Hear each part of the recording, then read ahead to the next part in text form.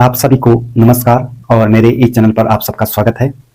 और आज धान की नर्सरी आप कैसे तैयार करेंगे और किन किन विशेष बातों का ध्यान रखना चाहिए धान की नर्सरी तैयार करते समय, इस पर चर्चा करेंगे। तो आज बात करते हैं धान की नर्सरी तैयार करते समय आप किन किन बातों का विशेष ध्यान रखेंगे।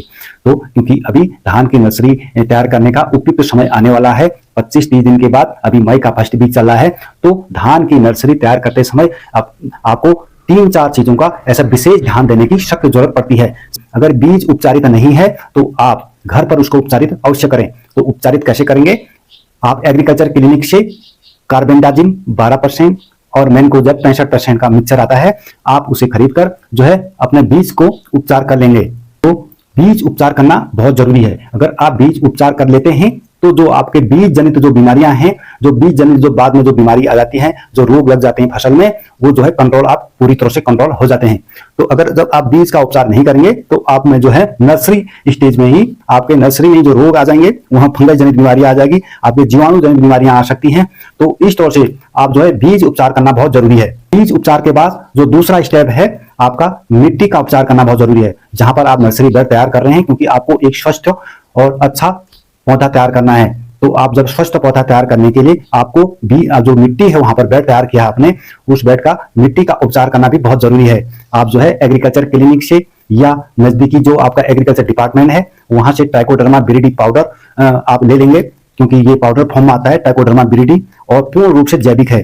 आप इसे अपनी मिट्टी में अच्छी तरह से मिला लेंगे। जहां पर आप बेड तैयार करेंगे, गोबर की कंपोस्ट खाद डालेंगे, वहां पर सड़ी हुई गोबर की कंपोस्ट खाद डालेंगे, उसमें जो है ट्राइकोडर्मा विरिडी को मिलाकर आप अच्छी तरह अपनी मिट्टी में मिला लेंगे, ताकि जो मिट्टी जनित जो बीमारियां हैं वो आपका बाद में फसल पर न फैलें।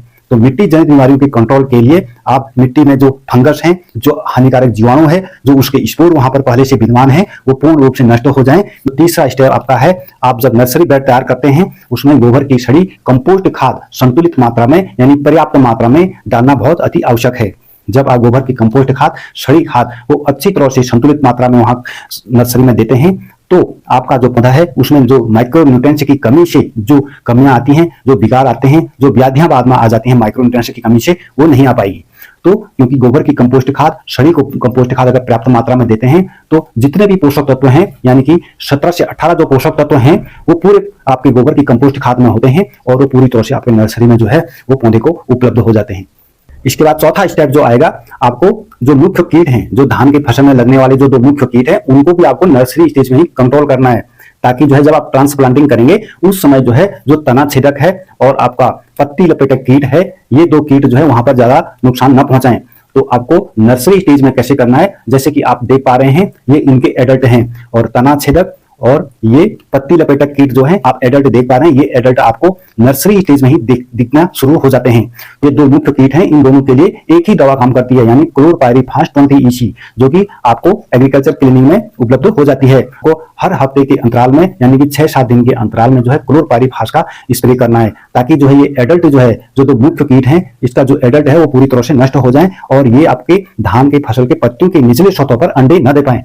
और जब ये एग्स दे देती है, धान के पत्तों के निचले सतह पर जब एग्स दे देती है, बाद में ये ट्रांसप्लांटिंग के बाद आपके धान के खेत में ये इनके अंडों से कैटरपिलर निकलते हैं, जो कैटरपिलर पूरी तरह से खेत में फैल जाते हैं और उसके बाद ये अपना काम शुरू कर देते हैं। जैसे कि तना छेदक जो है, आपका तना में होल करके वो अंदर खोखले भाग में घुस जाता है, वहां से तने को काटना शुरू कर देता है। और पत्ती लपेटक कीट, जैसे कि आप देख पा रहे हैं, पत्ती लपेटक कीट जो है पत्ती को क्या करता है, फोल्ड कर देता है और फोल्ड करके इस तरह से पत्ती को खाना शुरू कर देता है। तो इन दो कीटों के बचाव के लिए आप नर्सरी स्टेज में ही जो है क्लोरपायरीफास का अगर छिड़काव कर देते हैं इस कीट के दिखाई देने पर, तो वहां पर जो है ये बहुत ज्यादा मात्रा में जो है वहां पर आप इसको कंट्रोल कर सकते हैं।